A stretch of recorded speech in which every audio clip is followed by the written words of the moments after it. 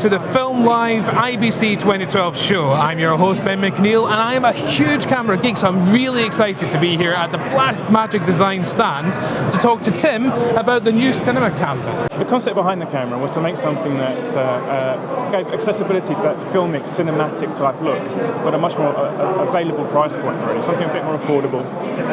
So we realised that a lot of our customers using things like DaVinci Resolve and a lot of our I/O products were looking to achieve that cinematic feel, but were struggling because of the high compression rates that exist in a lot of video type cameras or in the DSLR type cameras, and also that kind of the very low contrast ratios because you've got that low latitude, this small sort of dynamic range. So we thought, can we do something about it? Can we create something that perhaps can give us a wider dynamic range that's more suitable for film? Something that you could take the content from through a post-production process without going through that degenerative transcode or degenerative lossy process as you go through your edit before you then get to your grade and your delivery. So I thought, can we perhaps use the technologies we've got in some of the other areas of the company and put that together into producing something that really delivers that cinematic film look? So what we've come up with is this. So this is the cinema camera. I've been playing with the Canon mount version for a couple of weeks and really love the image. Finding the amount of data that comes out of it slightly off-putting and unwieldy, 30 minutes for 240 gigs, but the image in the RAW is amazing.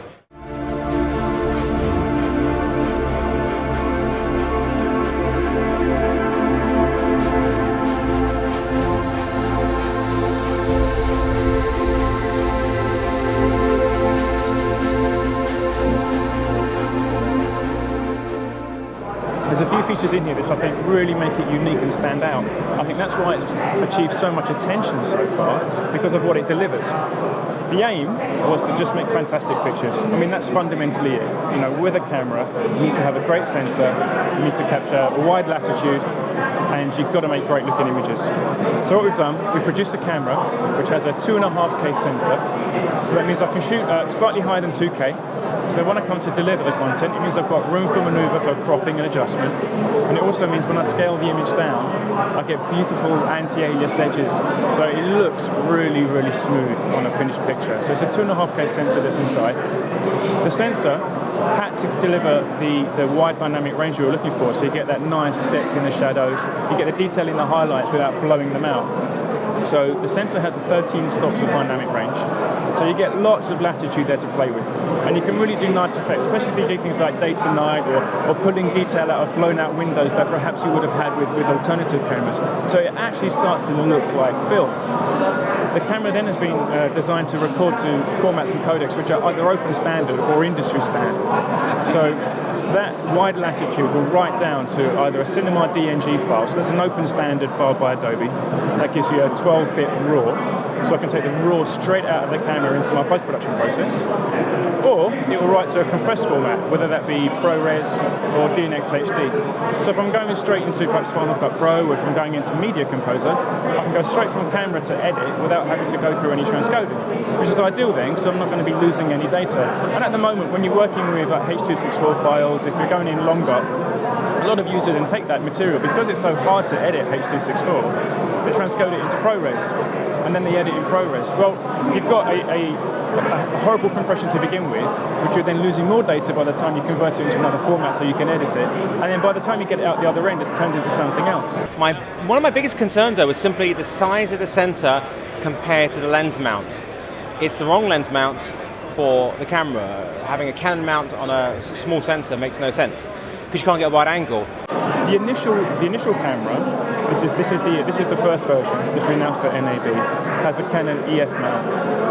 The reason we did that was because many of the users of DaVinci Resolve were using Canon DSLRs, because I think Canon did a fantastic job in producing actually a camera that changed the industry, changed the market. We recognised that a lot of those users of Resolve and users of something like the 5D had made a big investment already in Canon glass.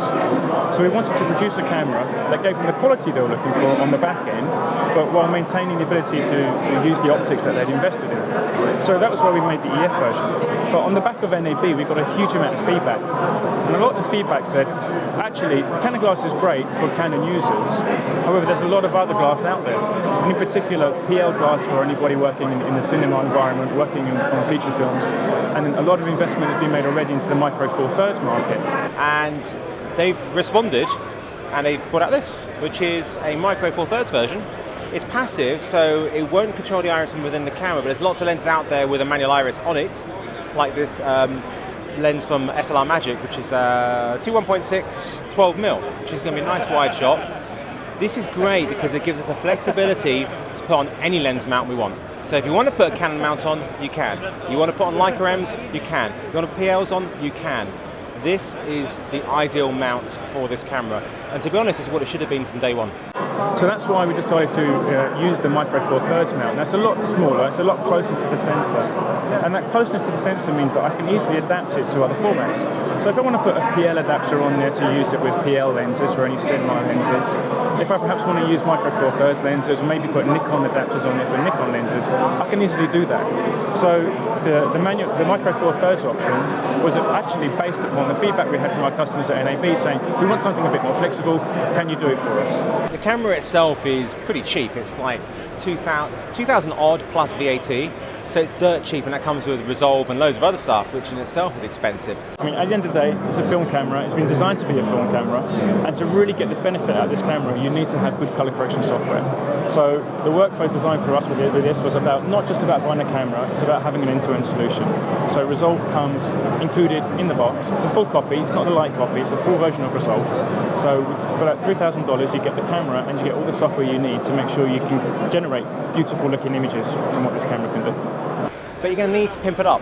We're not talking about lenses, we're talking about, which you need lenses, just the SSDs, because of the amount of data that you have, you need lots of SSDs, you're going to need lots of data storage at home for archiving and working with it. Plus, it's unwieldy, so you need a rig, you're going to need loads of accessories to go with it. So it may be initially a cheap purchase, but by the time you bought everything you need with it, you can at least double, maybe triple that cost. It's for us, it's a film camera, it's a cinema camera that does everything that really our customers are asking us for. And that's it from the Blackmagic Design stand. If you want to discuss this camera or anything else that we spoke about, remember to like our Facebook page at facebook.com/NextEyeTV. You can also follow us on Twitter and look out for more videos from the IBC show 2012.